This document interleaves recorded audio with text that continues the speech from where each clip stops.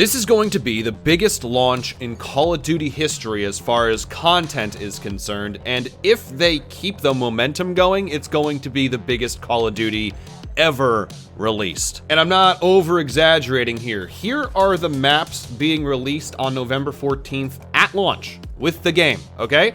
Blackheart, Colossus, Cortex, Den, Exposure, Express, Flagship, Hijacked, Homestead, Imprint, Mission Edge, Mission Tide, Paranoia, Raid, Retrieval, Scar, The Forge, Toshin. And for the zombies, you're getting Ashes of the Damned and a survival map, Farm. And if that's all we had to talk about, just those release maps, we'd be talking one of the biggest releases in Call of Duty history. It is massive. I've never seen so many maps on release for a Call of Duty before. However, that's not all. On November 20th, Nuketown 2025 is back, and on top of that, they announced some of the maps coming for Season 1. This is gonna be in December. Fate, Utopia, Odysseus, Standoff, and Meltdown are returning, and we get a new Japanese night map called Yakei. Funny thing about that last map, the Japanese one, I looked up what Yakei means, and it means night view, so they just titled it night map in Japanese. That's really freaking funny. And obviously, for zombies, you're getting a map called Astra Malorum, and 2 survival maps, Exit 115 and the Cosmodrome. Oh, but wait, I'm not done. We're also getting 7 new and fan favorite weapons, including the Maddox, the ballistic knife, and the crossbow. They're also going to be releasing Sticks and Stones as a game mode during Season 1. I'm about 2 minutes into this video and excusing about 20 seconds at the start where I kind of introed everything. All I've been doing is listing content for 2 minutes. That's it. And I've not listed everything.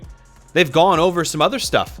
Toshin is getting a rework in Season 1. There's gonna be a new way up to the upper lane through the fallen subway car in the middle of the map. This is just another example of Treyarch listening to community feedback, because the community had complained you could not get up to the upper lane from pretty much anywhere but the spawns, and that makes certain game modes kind of a pain in the butt to play. They are also taking a look at all of the automatic doors across the release maps and Season 1 and whatever other maps they've been working on up to this point to just see what they can remove without disrupting the flow of the map. And at the end of all of this information that they just dumped on top of us, they had the audacity to say, there's more to come. Are you out of your minds? What are you doing over there at Treyarch? Where has this Treyarch been for so many years? There are really 2 reasons why we're getting all this content in this game, and one of them is, yes, Battlefield. They're competing with another first-person shooter.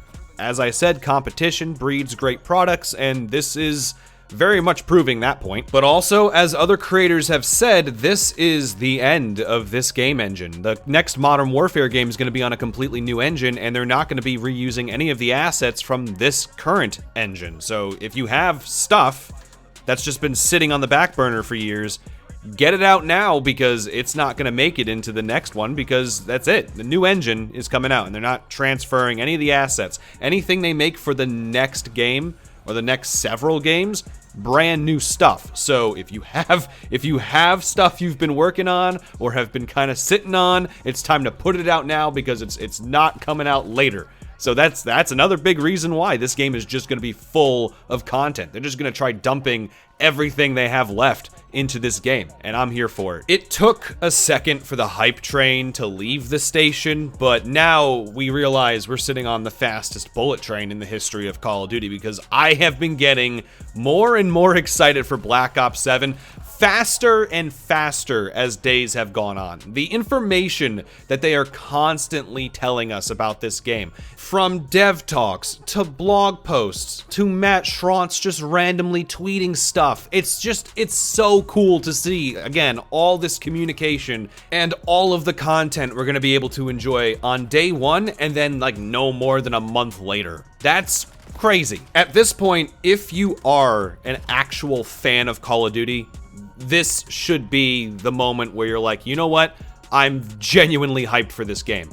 If you're not hyped at this point, maybe you're no longer a Call of Duty fan, and that's fine. You can go play Battlefield or whatever else you want to play. that is a-okay. But if at this point you are not excited for Black Ops 7, you're just not a fan of the game anymore, and that's okay. Move on.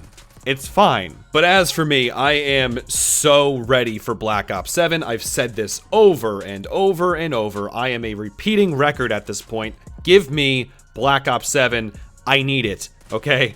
I need this game. Leave in the comment section below, what do you think now of Black Ops 7? Where are you currently? I mean, if you were already hyped, has this just like thrown you into the stratosphere? If you weren't hyped, are you finally on board? I'm curious to know where everyone currently stands, because things just keep happening and keep changing, and I am very much ready for this year. Treyarch, again, if they keep on listening and they keep on implementing changes and they keep on releasing content at a steady rate, I mean, I don't see how this game fails. This is the biggest Call of Duty release in the history of Call of Duty as far as content is concerned, as far as listening to community feedback is concerned, and I'm excited to see what the rest of this year holds. We haven't even gotten to release yet, and I'm already ready to say this is the best Call of Duty ever made. So let's hope that this keeps going. And at the risk of just rambling,